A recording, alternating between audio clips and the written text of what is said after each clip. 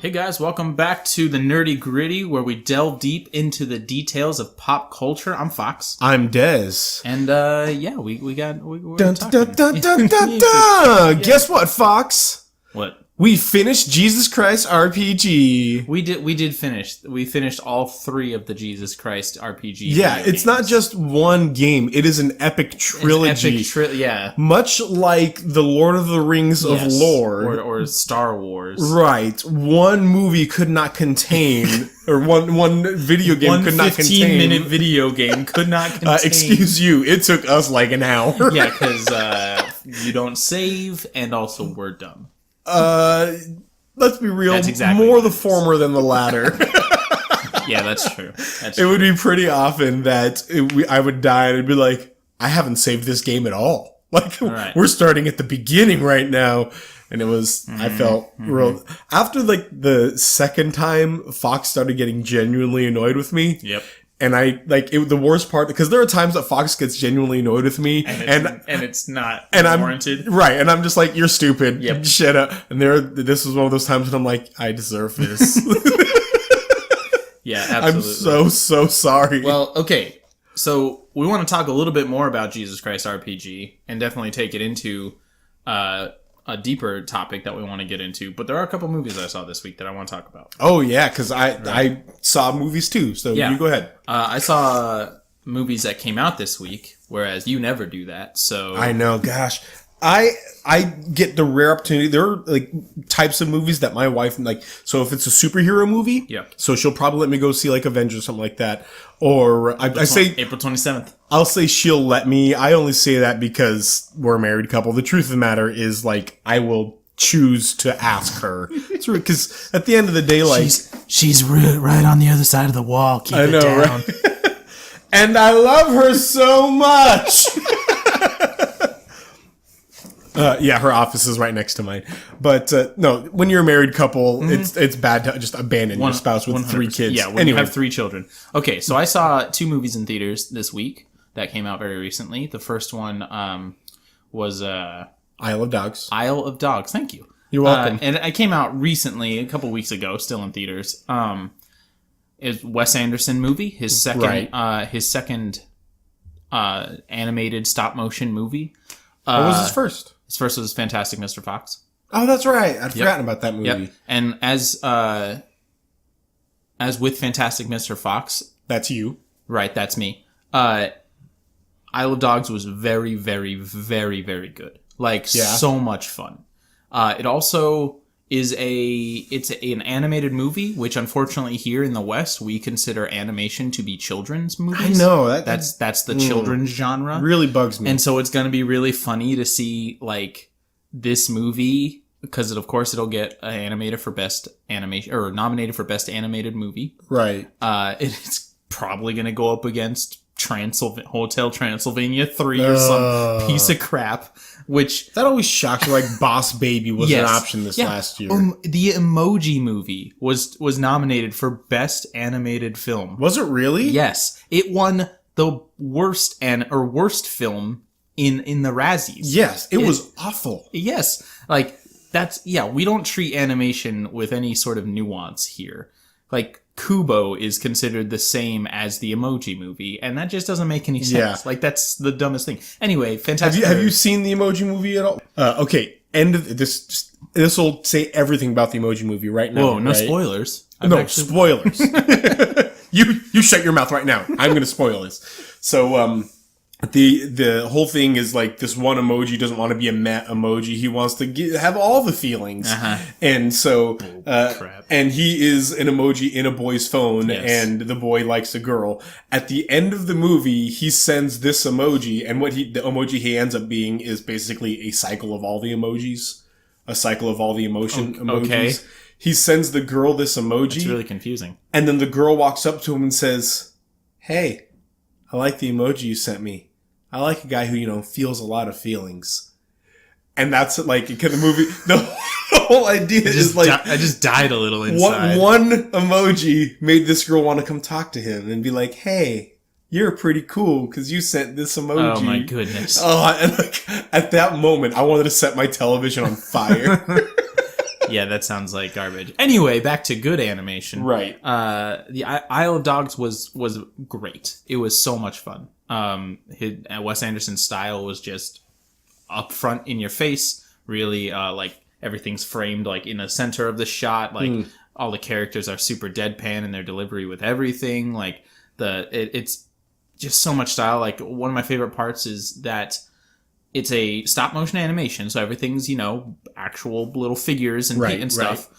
But anytime there is like a TV broadcast, all of that is hand drawn animation, which I thought was a nice touch. Yeah, which that's is really cool. But yeah, it was great. Like characters are all awesome. At the beginning, it's like the only actual language that is translated by the movie and not by sometimes, like, because it takes place in Japan, like sometimes Japanese is translated in the movie. So like somebody is like a news broadcast, you'll have an English translator, but the only actual thing given subtitles in the movie are barks, which is great.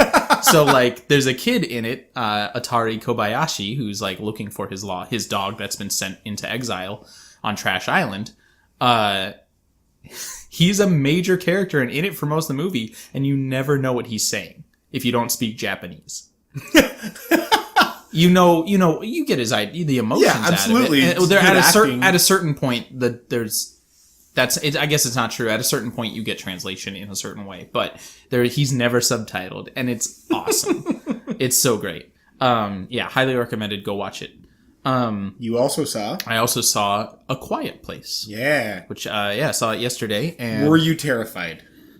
I was on the edge of my seat. So the thing about me is horror movies work on me. Right. But generally, it's more of the like supernatural, spiritual, haunting type movies because I believe in the spiritual realm in a certain way. That's kind of real, Yeah, it's more real to me than Jason gonna kill me with a machete. Right. That kind of thing. So I can watch slasher movies. I can watch monster movies. Generally, those don't do much. So when I say that this movie, which is essentially just a survival monster movie, put me on the edge of my seat, that's saying a lot. Paid for the whole seat, but only used the edge. It was also extremely good. Yeah. Honestly, might have enjoyed watching it more than Isle of Dogs. Really? And I'm a big Wes Anderson fan. Yeah. Kyle's super hipster when it comes to movies. All right. I'm sorry, I like good movies. He lives at South by Southwest pretty much. That's true. I'm flying back after we finish this. Is John Krasinski, who is Jim from The Office. He contributed to the script. He didn't write the whole thing. Like, I think he edited or added to it or whatever, but also directed and starred alongside his wife, Emily Blunt. And the entire movie, there are 6 actors. It's those 2, their kids, and some guy that I won't spoil. A guy that shows up. The man in the woods. Yes, that is his character. Essentially, the movie is them living in our world, where, without any explanation, there are monsters that are trying to kill you and will hunt you by sound. So their world is silent. Yeah. And it's really cool. There's a lot of sign language. There's a lot of, like, just real subtle things that this is how they live now. Like, they walk on sand. They walk with bare feet, because with shoes on, you would have a harder time feeling things that would make sound underneath your feet. Right. And also socks. You just don't have to wash socks every day if you're walking. Anyway, so here's the thing about this movie. It was an hour and 34 minutes, which can signal 2 things generally in movies. A, they didn't really have enough to make a movie that's unless it's like a children's movie, like an actual children's animated movie. Right. They didn't really have enough story and they had to cut it down or whatever, and it's probably not a good sign. Or it's extremely efficient and there's nothing wasted in the movie. And that's what it is here. This movie is super tight. Like, yeah, from the beginning to the end, there is no scene that's unnecessary. There is no, that's really what it is. There's nothing unnecessary to it, and everything that's in it, I feel they couldn't have taken anything out.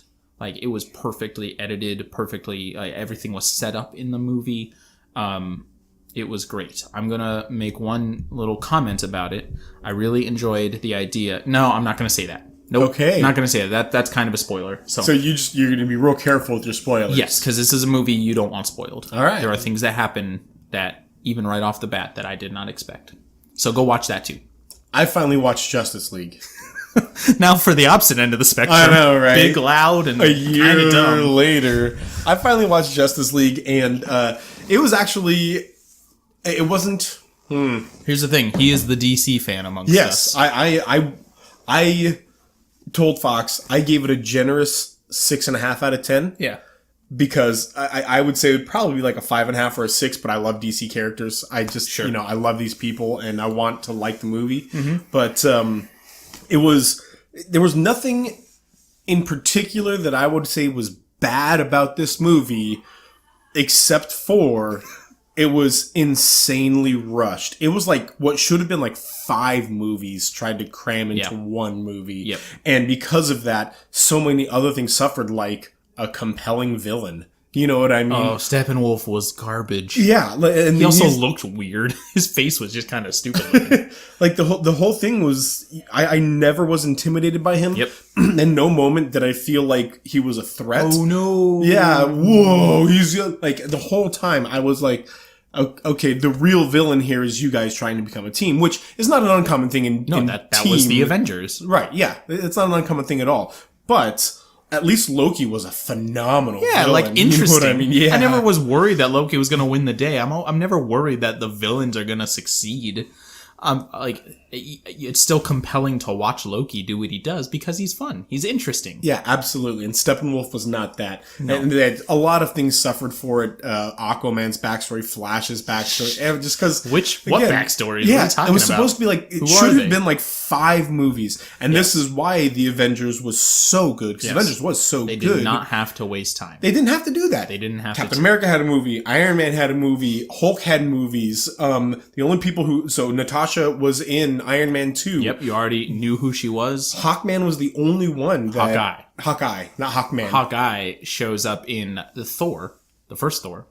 Do you not remember that? Oh, he does. It's not Hawkeye, but it is. Well, it is Hawkeye. It is Hawkeye, but they're not like, oh, it's Hawkeye. Right. It's just a guy it's like half a second. He picks up a bow. Instead, yes. And he does nothing. Anyway, yeah. So things were established already, and you didn't have to show those backstories. Now you got to see them interact. Right. And because you already knew who they were, it was much more successful in those interactions. Absolutely. Yeah. So. Right. But at the end of the day, I finally got to do something much more modern, like something that came out recently. Fox and I started playing Far Cry 5. And we started playing it when it came out, which is when it came out is not a phrase I get to use you don't very get to often. do that. Yeah, it's not so. And it has been very good. Yeah, we've played a solid 5 or 6 hours now. Oh, more than that. Well, we played 3 last night, and then... Oh, no, 3 last... Sorry. 5 or 6 hours. I played a little bit more, but just some side stuff. Right. And the co-op is really glitchy. Yes. Really glitchy. Like, yes, it is. It was so there was a point just last night we were playing, and Fox is like, let's get in this helicopter. And I'm like... What helicopter? He's worried about that in the first place because I'm bad at... I just jump out of helicopters for no reason. Twice he just... But this time... were in the air, and I'm in the back seat, and then I just see him jump out. Yeah, that happened. And he's saying like, oh no. I accidentally pressed the square button, and I meant the circle button. And I'm sitting in the helicopter as it's descending, and I'm like... see you later. Yeah, well, this time, I get in this helicopter, and he's like, what helicopter? And I'm like, this one that I'm in. Right? And then his character just starts floating. Like, this helicopter right here. The helicopter, in midair. Not only was it just, like, invisible, there was no... You were clipping right through it. Yeah, so I walked... he's like, this one right here. And I'm like, there's nothing there. And I walked back and forth, and he's like, oh, yep, you're clipping right through the helicopter. He could not even have the prompt to get in. Right. So that was hilarious. It existed in Fox's game. It did not exist in mine. And there was a lot of things like that. I like to snipe. Like, I use sniper rifle. But bad guys would teleport. Like, they'll have lag. And so they'll stop somewhere, and I'll be like, ha-ha! I'll aim. And then they'll just be like 30 feet in a different place. And I'm like, well, never mind. Yeah. So it's been really fun to play. Just the co-op. It's a really good sandbox game. It's a lot of fun. A lot of stuff. We can like be on our way to a mission, and we don't actually do the mission for an hour later because on our way we just find 16 things to do. But one of the things I really love about the game, and this is something that I've really been interested in for a long time, is how it handles religion. Absolutely. So if you don't know the setting of Far Cry 5, basically it's similar to other Far Cries where it's like you're in this location and there's some kind of villain and you're basically trying to take back, overthrow that villain. Yeah. This setting is fictional Hope County in Montana, the United States. Very rural area. Yeah, it's beautiful, by the way. Very good looking game. Yes. Just really nice to just kind of chill sometimes and fish. Like, I found like it's best when you're in a helicopter and you're just kind of floating by, and then your pilot doesn't leap out. At the points where your pilot does not leap out. Your pilot doesn't just bail out of your flying helicopter. Really peaceful. I'm waiting for the tour, like the helicopter tour where he's like, and if you look to your right, bye! He just leaps. Good luck! But the setting is you're in Hope County, Montana, which has basically been taken over by a cult called Eden's Gate. And it's a cult that bases itself around Joseph Seed, who is somebody who calls himself the Father. Right. And it's basically a religion that offers salvation to people. So it seems like it's a militia. Yes. And they are heavily armed. The amount that we have played so far, it seems like they are taking the Bible. Yes. The Bible. That we know, and without specifically stating it's the Bible, right? Yes. They specifically quote verses that I know in the Bible, things like that. It's true, and they have, of course, taken the parts they like out of it, right? And their goal is that America needs to be cleansed to become more pure, yes, and for it to be in its full pureness, there needs to be a culling. There needs to be, to cull the herd, to kill the weak, people who do not. Become part of the religion, essentially, are weak and need to be killed. There, specifically at the start of the game, an event called the Collapse starts, which is essentially their end times, if I'm not mistaken. It's like, we're in the beginning of the end, and this is when it's really happening. The whole culling is happening. Right. So it handles religion in a really interesting way, I think, which is something that video games don't do very often. Because it's kind of a difficult topic to get around in any art form, really. Right. Because it's so controversial at times. People, have things against religion in general. People who are part of a certain religion don't like it when people depict their religion in a way that they don't think is accurate, so they're against it. So people generally just tend to avoid it. So I got a few kind of topics I want to bring up, but first I'm going to ask you, okay. Why should we talk about religion? Let's talk about video games in general. Why should we bring up religion in the stories in our games? To me, this is an obvious answer. Yeah. You have to. Yes. You have to. Especially if we're going to declare video games as art, then we have to say to ourselves, if art is a reflection of the human experience, if art is a reflection of the human life, guess what? Humans have religion. Yes. We have a lot of it. If we're going to say that humans feel pain and struggle, and so we make games like Tomb Raider, where she just goes through so much pain and struggle, sure, and it represents that part of the human condition so well. Yeah. Or if we're going to say that humans have psychiatric issues, and make a game like Hellblade, a game that represents that so well, you have to make a game that represents religion, sometimes really well, or sometimes really represents the best side of religion, and sometimes represents the worst side of religion. Yeah, I like that. Yeah, it's kind of dishonest to leave it out of your stories. If that's what you're telling a story about. You don't always have to, of course. Nothing ever compels you. But there are topics, and it's such an integral part, something as integral to people's lives as their religion, their foundational beliefs. This is how they approach everything else in life. Something like that needs to be addressed. It's not just, well, we should. If we don't, we are being dishonest and not fulfilling the point of what art should do. To me, that I think it's that important. It's not. I agree. It's more than just I guess so. It has to be done because art reflects the human experience, and it is a human experience. If you try and stop and say art's going to talk about all kinds of things like that, but let's not encroach on religion. Yeah, it's a little controversial. That can offend some people. Might not people. sell as many games. Yeah, no, you can't do that. You man. can't. That is. I understand the selling argument. Like I understand that if you make this game, you might not have money to make the next game. But just have some. I mean, like, have some courage. Like, I think it's artistic integrity to this might not be the best for us financially, but it's important to talk about. It's not even have some courage. It's not just have some courage. It's also expect more from your customers. There you go. Yeah. Like, don't think that they're going to sit there and be like, well, Far Cry 5 is talking about religion, which some people did that. Yeah. Some people definitely said, especially conservative Christians. Fox and I are pastors. I mean, we have our series, Two Pastors Play. Mm-hmm. We work at a Christian church. We both love Jesus a lot and things like that. But when Far Cry 5 came out, we thought this was really exciting. I was really excited because this is something that has never been, to my knowledge, something as obviously influenced by current Christian thought. Yeah. Has never really happened in a game. And I was really excited to approach it, even if it's in kind of a exaggerated format where they've taken over this whole county, and that even if it's in that, it can tell some really cool stories and have some truth in it that is true to life. Well, so let me ask you this then. You and I, devout Christians, we know the Word of God very, very well. Why would you, A, say that Far Cry 5's representation of religion is very good, while B, still saying, but that is not Christianity. They are not actually representing my religion. Why do you think this is a good portrayal of religion when clearly this is not Christianity?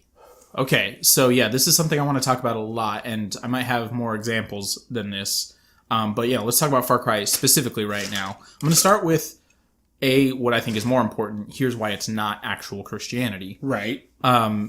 They murder people. They murder people. Something explicitly stated. They are actively using drugs. They are actively brainwashing. I don't think I'm really hopeful that most people that are playing this game aren't classic Christianity. Here's the unfortunate truth, there might be some. The unfortunate truth is that the same people that would say things like, all Muslims are violent Muslims. Sure. Because their word leads toward that violence, probably would say the same, the Bible, naturally leads towards this kind of violence if you read these things, but no.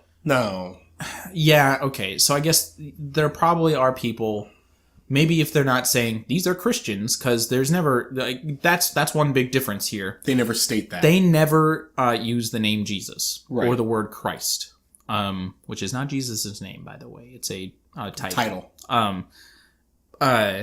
They never mention Jesus. They mention God. They mention the Lord. Which could represent a lot of religions. To me, that is the main signifier that this is not Christianity. Yeah. Because Christ is not part of it, which unfortunately is part of mainstream Christianity sometimes these days. The actual truth of Jesus is not the most important thing. Right. But this is he is never brought up. He is never mentioned. I think that was an intentional choice by the developers. They didn't want that much controversy. If the father, if Joseph Seed had come out and he'd be like, follow Jesus or I'll kill you, that would be a real problem. Yeah. I mean, it's not like that's never happened before. Sure, absolutely. Yeah, Crusades. Yeah. But I think that's the major difference to me, theologically, is that they don't bring up Jesus. You can't be a Jesus follower. If you do not bring up the Christ, you are not a Christian. That's just simply how it works. Now, what I will say, on the side of how does it represent religion well, or at least, yes, how does it represent religion well, the idea of religion? I think something that is very important to representing religion or spirituality in games or when you're creating a religion or spirituality is, what's the word I'm looking for? Ambiguity. That's what it is. Ambiguity. Joseph Seed is trying to get people to believe in something that he cannot prove. And I think that is a major part of what makes an approach to religion in an art form, especially like video games, and especially when you're creating a religion. That is what lends it to feel more realistic. Because at the end of the day, Christianity as a religion cannot be physically proven. At least the what we believe, that Jesus will come back, that, like that God exists, that all these things cannot be, we could talk about this a lot, but cannot be, I can't go out and like, here's some God and hand it to you. Whereas there are... I have a bucket of it over here. A whole bucket. Wow, that's impressive. And that's, I'm going to bring up another example here of this, and a game that I think handles religion really well is Final Fantasy X. Yeah. There's the religion, Yevon-ism, or where they worship Yevon. Now, at the end of the day, and these are spoilers on a game that's older than some of you listening to this old podcast. Right now. Yeah. At the end of the day, they can prove that there is actual, like, the things that they are. Right. The Espers will come and help us. No, and Espers are Final Fantasy 12, and I think, like, other ones, they're Aeons. Oh, that's the summons. So different. No. Yeah, there are, like, you summon Aeons, but the idea, the main idea, in Final Fantasy X, there's a creature called Sin. It's this giant monster that basically repeatedly attacks people, kills people, and I think the main function behind Yevon, or the main belief, is that because humanity in the past has relied on weapons of war and sinned, essentially, they don't use the word sin, but they do use the word sin, but as the name of a creature. As the name of a creature, it represents their sin of being violent and committing atrocities like war against each other. And so now, the only way to get rid of sin, so sin will keep coming back. Even if they kill him, he'll come back and destroy more. The only way to permanently break the cycle is to atone for their sins in the past. Right.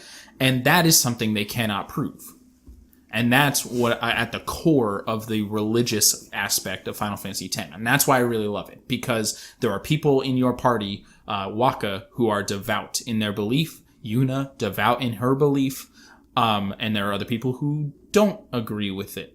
Riku, who is a different religion, the Albed, which is a really cool thing. Basically, just a different... I don't know. It was a cool thing. And that's why I really love it. That's what I think Far Cry 5 does really well. The things that they are claiming, like, humanity has to cleanse itself in order to, be more pure, whatever. Right. That's not something that can be proven. And how they do it, how they convince people is by very good things. Like, we accept you. They have very general, vague statements of why they should be a part. It's, we accept you. You're part of the family. We accept you. This is where you belong. Which didn't work out well in Resident Evil 7. Welcome to the family. It's called Eden's Gate. Yeah. I wish Daddy in Final Fantasy or Resident Evil 7 was part of Eden's Gate. No, I do not. You want him hopped up on those drugs? Yeah. That makes him even stronger? Drugs. We killed him pretty easily last time. Anyway, that's what I think it does well, as far as how it represents religion. Yeah. Yeah. How about you? What do you like about how it works? Is there? I mean, what do you think about it? It's not shy about it. That's what I like about it a lot. So there are a lot of games or movies or whatever in which they'll be like the religious figure. Sure. And he'll come and he'll give you, like, he'll read some motivational posters.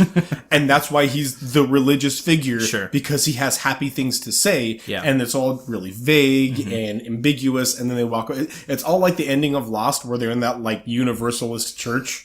And I mean, that's not even I guess it is, but it's just like, here's a bunch of symbols on a window. Yeah. And so at the end of the day, it's like, everything's right and nothing's true. Be happy, yeah. And so there's just this very shyness when it came to religion for so long in video games, movies, everything. Yep. But then this comes out and now we have somebody straight up stating, this is what I believe. I am right. You are wrong.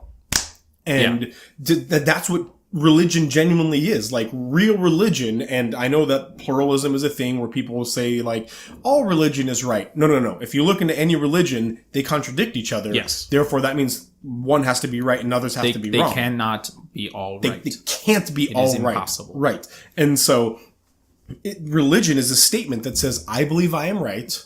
I believe you're wrong. I think you really need to agree with me right now. Yes. And Far Cry is doing exactly that. Now, I would state these guys are wrong. What they're doing is bad. Yeah, sure. Yes. I would agree. And so their religion is not a good or true religion. And this isn't a conversation about what the true religion is, obviously, but theirs is not. And so, but it doesn't matter because they believe it and they act on it. And the game itself does not shy away from somebody having a fervent and ardent belief. A genuine belief that makes you choose yes or no. Exactly. Yes. Yeah. And before this, the only times that we represent religion were two ways. Number one, with, like what I said before, pluralistic general statements. Mm-hmm. Or number two, extremists that want to blow you up with a bomb. Sure. And typically represented by Muslims, of course. And just because for a long time, Americans were terrified of Muslim religion, still are. No, they still are. In a lot of ways. Despite statistics. Which people do stupid things, but okay, different conversation. No, that's a whole other conversation. That we don't really address those. No. This is not... Anyway, so I really appreciate that Far Cry 5 comes to this and says... No shyness. This is a religion. We believe it. We think you're wrong if you think otherwise. They follow it up with, and so I'll kill you. But, sure.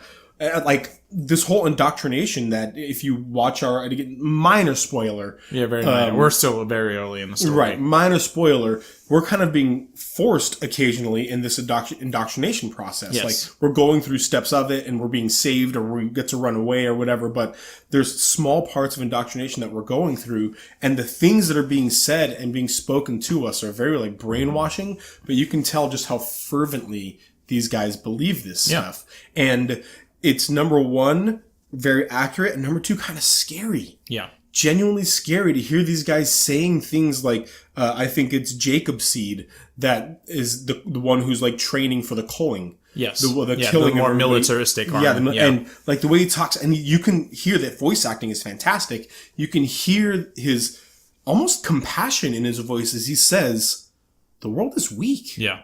We need to cull it. We have to do this. Yeah, it's not just... It's more of like we're doing right. Yeah. It's not just here's what we believe. It's if we don't do this, we are not doing the right thing. Exactly. Yeah. if not just that they think this is the right thing, but not doing it is the wrong thing. Yeah. And they represent that really, really well.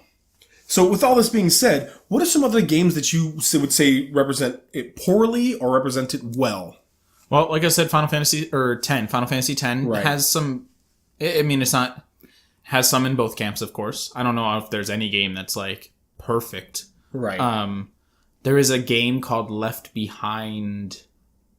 The Call of Abraham or some... I can't remember what it's called. It's an RTS. Yeah, and it's not good. Nope. There's an element to this where if your game's not good, I don't care how accurate you are. I don't want to play it. So that's a whole other topic we should talk about at some point, is just propaganda games. Yeah. And just quality over message. Mm-hmm. But yeah, there's one of those we just played, the Jesus Christ RPG trilogy, which is an interesting trilogy. It's an interesting couple of games. They're really short. They're not meant to be taken as like, here's a sweet RPG, and also it's about Jesus. It's kind of a funny couple. Like they make jokes. It's camped. You fight Mecha Satan at one point, but also, for the most part, the things that happen are biblically accurate. And here's what I'll say about that. I think that's less a religious game and more of a historical game. A little bit, yes. It's talking about the history of things that happened, and of course it's the history of a religion, but it's not making any statements that say you should believe this, or like kind of like Joseph Seed is saying you should believe this. Right. Like, and obviously Ubisoft is not expecting you to convert to I don't think Gates, they have an actual but religion. Joseph Seed is coming with a conversion message. Yes. And there are times in Final Fantasy X where they talk about conversion messages to these things. Jesus Christ RPG never has a conversion message. It's true. It's mostly just here's what happens in the Bible. Right. Here's a historical, and then it's also funny. And, well, actually, a lot of it's actually not in the Bible. Right. The whole Obviously. 9 circles of hell and stuff. But I think it did a good job in the whole, like, yeah, we get that this isn't a real game, so we're going to make it fun. But also, we're going to teach you a few things. Like, people who don't believe in Christianity, I think, would kind of have fun playing it. Yeah. Because it's just it's just kind of goofy. It's goofy and funny and doesn't take a long time. Go ahead. Yeah, keep going. I got a couple more, but keep going. For me, one that I think represented it really well, that I liked a lot, and especially because there are a lot of games that make up pretend religions, like Final Fantasy X and Far Cry 5, religions that don't exist. Right. But a representation of a real religion that I thought went really well was Everybody's Gone to the Rapture. Okay. Remember when we played that a while back? Yeah, I do. So if you guys have never played this game, it's a walking simulator where you're just experiencing a story as you're walking through this city that's been abandoned. Like, it's just people have disappeared. I can't remember what it's called. I can't remember. Yeah, it's like in England somewhere. But you run into bright lights, and these lights kind of transform into memories, and you experience memories. But at one point, you're following a priest. A priest, yeah. Or probably an Anglican pastor, because it's England. But anyway, the whole thing is you see moments of this guy's life where people are disappearing, and he knows this, and he's heartbroken for the people in his community. Yeah. And you see times when he is on his knees begging God for help. Yeah. And sometimes where he's confused of what God is doing, but that he has utmost full trust in who God is. Yeah. And at his very last, before I'm going to call it ascends, like what happens to all the characters at the end is they just turn into light. Yeah. I'm just going to say the word ascend because that's... Sure. It's kind of left up to your imagination a little bit. Exactly. But yeah. So at his final memory where he ascends, he's on his knees in his church, at the altar, asking God what's going on, and then he feels like he has some sort of communication with God. And I was near tears just with how beautiful this moment was, this moment of worship and adoration that this guy had. And it was such a good and solid representation. Whether or not you agree with what this guy believed had no impact, because he believes it. Sure. And it shows that he had no doubt in what he believed. It was emotionally resonant. Yeah, it was and that can transcend belief a lot of times. So I thought that was a really good moment. Yeah, unfortunately, I can mostly just think of games that kind of, like GTA 5 has a cult in it that you can join. Right. And it's mostly just making fun of, like, basically the first, like, couple steps are send us $5,000, send us $15,000. And then at a certain point so it's Scientology. You literally have to walk, like, several miles or something. Like, there's just it's funny because it's not being like, here's a real religion, but also it's making a good commentary on some religions where it's not... Christianity is a grace-based religion. Right. You do not have to pay a certain amount of money. You do not have to complete a certain action to accept the forgiveness and salvation of Jesus. Some religions are less grace-based and more action-based. Right. And this kind of made a commentary on that, where to complete this, like, for me, there's an achievement when you complete this. When you hit, and I'm an achievement hunter. Right. So, and in retrospect, playing through it was a bunch of nonsense that I did. Like, it didn't have any impact in the game. You literally got, like, a certificate or something like that. Like, you didn't get extra weapons or cars or something. You basically just pay a certain amount of money, walk a certain distance. Like, you were just completing tasks as they were assigned to you, and then you got an achievement. Good job. You completed religion. Like, that's how I interpret it a little bit. Well, that's a lot of religions. It's exactly that. It's a decent commentary, but also it's not... GTA 5 doesn't take anything too seriously, so it was right in their wheelhouse. There is one more game I want to bring up. Dante's Inferno. And this is where it goes poorly. This is the very poor end of the spectrum. Dante's Inferno is, of course, the epic. It's called Inferno. It's a poem, an epic poem by Dante Alighieri, however you say it. Basically, a fictional, It's a political commentary. Okay, sure. That's what it is. It's like It's a political commentary, but he does it all in the metaphor of the Divine Comedy is heaven and hell, but specifically Dante's Inferno is the 9 levels of hell. It follows a man, is it Virgil? Yeah. That he goes through the 9 levels of hell and makes commentaries. It makes political commentary. And it's extremely theologically inaccurate as far as Christianity goes. Yes. Like, there's nothing in it that's, like, biblically accurate. But the game basically treats it's like God of War plus Christianity, or, like, in a super idiotic way. Like, yes. And it's I don't think a lot of people. I mean, maybe. Here's the thing. I'm hopeful that most people would be able to say, "Yeah, that's not real. It's just a fun game." But some people are. People when what's the Dan Brown books? Oh yeah, not Angels and Demons, but the Da Vinci Code. Da Vinci Code. When Da Vinci Code came out, people thought that was real. That's true. Yes, that's true. Hey, at the beginning of the book, it says that everything is based on historical fact, Des. So it must be true. Because a Renaissance painting depicted the Last Supper in the way that it did, we know that Jesus was just a man and had a wife. Yep. That's how it works. Yeah. Don't forget, don't worry about the fact that because Leonardo da Vinci was there. He's clearly, Jesus was in the Italian countryside. Right. And him and his 12 apostles were hanging out on one side of a table. At like 1200 BC or whenever, or AD, whenever that in the middle of the day was the Last Supper. We know all of these things. All very historically and biblically accurate. And what's sad to me here is that that's really all the games that I can think of that kind of approach religion. See, and this is where I'm going to bring something up and you're like, oh my gosh, that's true. Because a lot of games do more than you'd think, but they do it very poorly. Okay. For example, the first Tomb Raider, the reboot. The reboot Tomb Raider. Oh, okay. There's a religion in that. You land on this island, and there's this deity, which turns out to be real. To be an spoiler alert. Yeah, but there's this deity that this guy is worshiping, and throughout the whole thing, you're kind of combating these fanatics. Fanatics, and some would say, "Oh, it can reflect Far Cry 5 in a lot of ways." But here's why I think they do religion poorly in this. At no point are they genuinely trying to convert or teach? Yeah. At no point do they live out a belief in some sort of way. Their whole belief system is kill. We worship a person and kill. Yeah.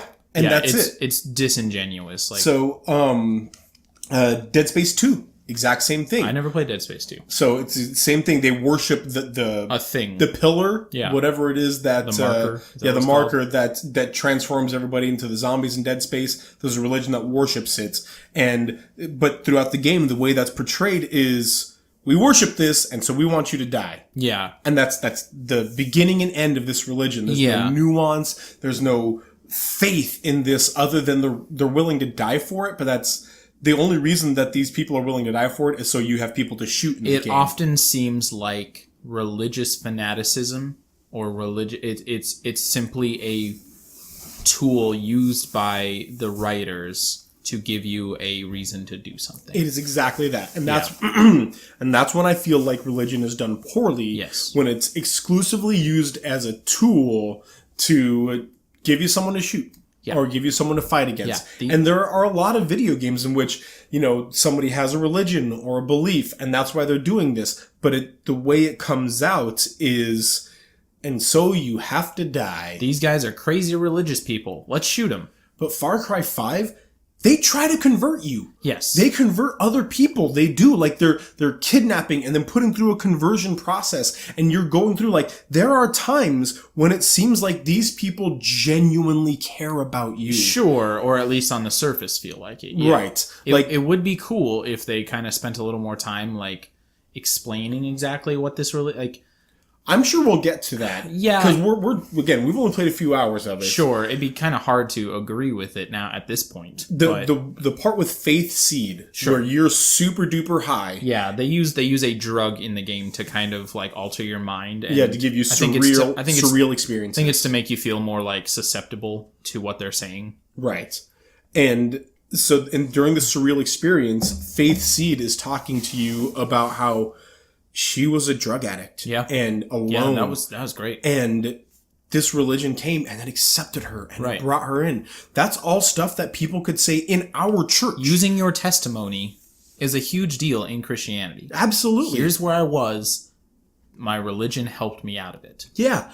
And then she goes through this whole thing, and it's a beautiful segment. It really is. It's very nice looking. You float, and she gets these like ephemeral angel wings. Yeah. And she kind of floats up into the air, and she talks to you passionately and lovingly about this religion. And then she says, you just have to have this leap of faith. And you actually jump off of a cliff in the leap of faith. Yes. And then you come to, and you're at the bottom of a cliff and surrounded by dead bodies who have clearly hit the bottom of this and died. Yeah. Like, you miraculously survived, but... Yeah, it's actually not really clear. Yeah. All you really know is you come out of the stupor at the bottom of the cliff. Yeah, here's my guess is that they drugged you and then just laid you there and just kind of like said things into your brain. Right. And then they lay you there to make you think, wow, I survived that fall. Right. God must I had faith. God must be on my side. Yeah. Yeah. And so there is this genuine belief, and they try to talk to you and convert you, and you feel like, oh, this is a real thing. It really is. But when in so many other games where it's just religious fanaticism and it's represented by they're trying to shoot you, I feel like that is a lazy writing. That's lazy writing. It's a trope. Yeah. It's just tropes 101. Yep. Here's why you need to kill them. They're crazy religious people. Well, guys, let us know what you think about religion in video games. Maybe you're on the more, ironically, conservative side of things, and you want to say that, you know what, religion just shouldn't be represented in video games. Maybe you're like a devout atheist, and you want to say, look, I don't want to hear about that stuff. Or maybe you are devout in your faith, and you say, I don't want them misrepresenting my faith, sure, or whatever it is. Maybe you think it needs to be kept out. Maybe you think it needs to be in more often, in better ways. Tell us what you think. Let us know in the comments below. Yeah. Thank you guys for listening, and remember, save games, save lives. See you later.